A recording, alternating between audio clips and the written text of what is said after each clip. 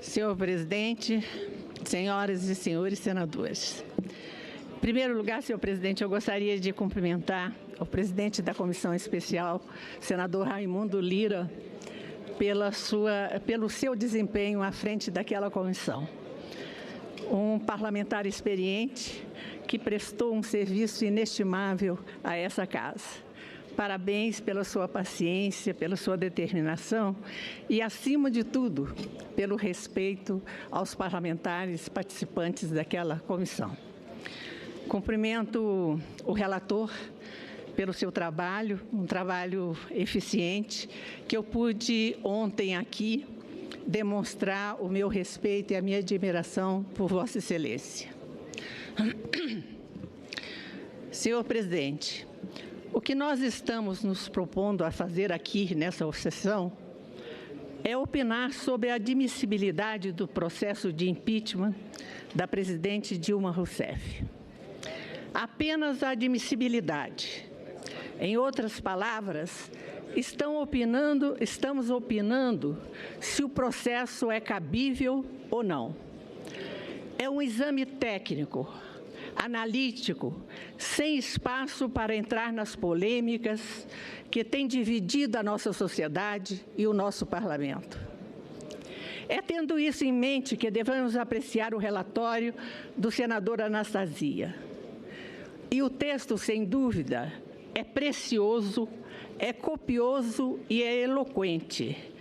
Precioso em suas definições sobre o impeachment e sobre a natureza dos crimes de responsabilidade. Copioso em termos de fatos e registros de irregularidades. Eloquentes nas refutações aos argumentos da defesa. Em primeiro lugar, eu entendo que o trabalho do senhor relator se contrapõe de maneira muito eficaz às inúmeras filigranas processuais que a defesa invocou. Reconheceu que o processo de impeachment é um processo que, apesar de parecer jurídico, de ter forma jurisdicional, é um projeto político. Supostas nulidades, como o encaminhamento da votação pelos deputados, ou a suspeição que quiseram colocar sobre o relator no Senado, terminam como a que de fato são.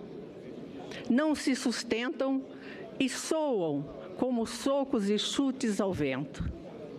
Segundo, quando as acusações propriamente ditas, o relatório apresenta de maneira pormenorizada cada uma delas e detalha os elementos que, segundo a acusação, servirão de prova.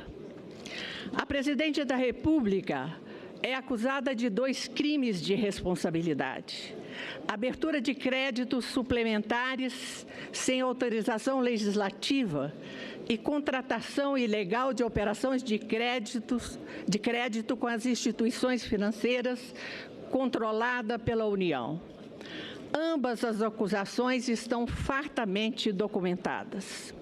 Se não vejamos, quanto à abertura de créditos suplementares, estão lá, em uma lista, a infinidade de decretos que infringiram a regra da condicionante fiscal. Decretos que chegaram a impactar o orçamento em quase 2 bilhões de reais, senhor presidente, se contabilizado o impacto da recessão dos últimos tempos na receita do governo. É um princípio bastante evidente. As modificações no orçamento precisam respeitar a meta de resultado primário, e isso não foi feito. Tanto é que o governo federal precisou mobilizar a sua bancada no Congresso para ampliar a meta, julgando o país no atoleiro da dívida. E quanto à contratação ilegal de crédito, está lá. A União acumulou passivos com a Caixa, com o Banco do Brasil, com o BNDES, com o FGTS. Passivos bilionários, contraídos à revelia do Parlamento, mostrando o desprezo às instituições e ao ordenamento jurídico do país. Igualmente relevante é o fato do Poder Executivo ter ignorado em 2015 ofícios do TCU que indicavam a edição de decretos de créditos suplementares incompatíveis com o cumprimento da meta de resultado primário já em 2014, contrariando o artigo 4º da Lei Orçamentária. Além da má gestão do dinheiro público, por meio de transferências de recursos de programas de forma indiscriminada e em desacordo com o espaço fiscal existente, os indícios sugerem irregularidades na contabilização dos passivos, configurando atentado à Lei de Responsabilidade Fiscal, à Lei Orçamentária e à Constituição. De acordo com as informações do Banco Central, as pedaladas do governo ao final de cada ano cresceram de 2,3 bilhões de reais em 2008 a 12,98 bilhões de reais em 2011, saltando para 58,68 bilhões de reais em 2015. Como destaca o senador Anastasia em seu relatório, trata-se da admissibilidade de uma denúncia centrada em indícios de irregularidades que pode colocar em xeque o regime de responsabilidade fiscal conquistado há 16 anos. Está em jogo, portanto, um patrimônio caro aos brasileiros, a estabilidade fiscal e monetária do país.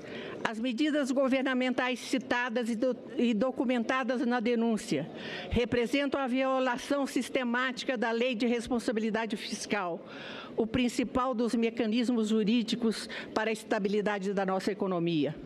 O sentido último desses dois crimes poderiam ser resumidos em duas observações aos administradores públicos. É proibido gastar mais do que arrecada. É proibido comprometer o orçamento mais do que autorizado pelo Poder Legislativo. Durante o governo Dilma, a União praticou o exato oposto que deve ser um orçamento com responsabilidade fiscal.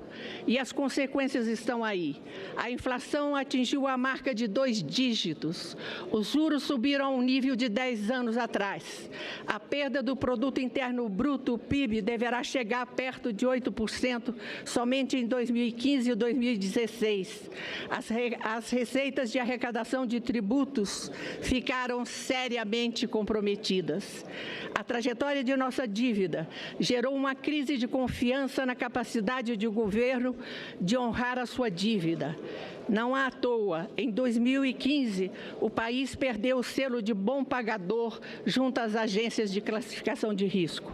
Os capitais estrangeiros fundamentais para realizar investimentos na nossa precária infraestrutura, por exemplo, tenderão a diminuir com a falta de confiança no país. O desemprego tem subido continuamente desde o fim de 2014 e deverá continuar a piorar nos próximos meses, refletindo em menores salários e aumento da informalidade no mercado de trabalho.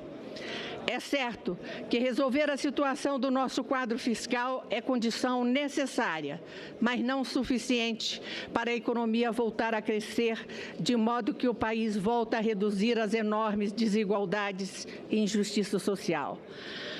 A evolução desses números indica a gravidade da situação, cujos efeitos para a economia e o bem-estar da população são nefastos. Infelizmente, a irresponsabilidade do Poder Executivo na gestão da política fiscal imporá sacrifícios às futuras gerações. Portanto, existem razões de sobra para investigarmos mais a fundo todos os indícios apontados pelo relator e buscarmos a responsabilidade da mandatária da nação. É por isso que a minha posição é favorável à admissibilidade do processo de impeachment da presidente Dilma Havana Rousseff. Muito obrigada, senhor presidente.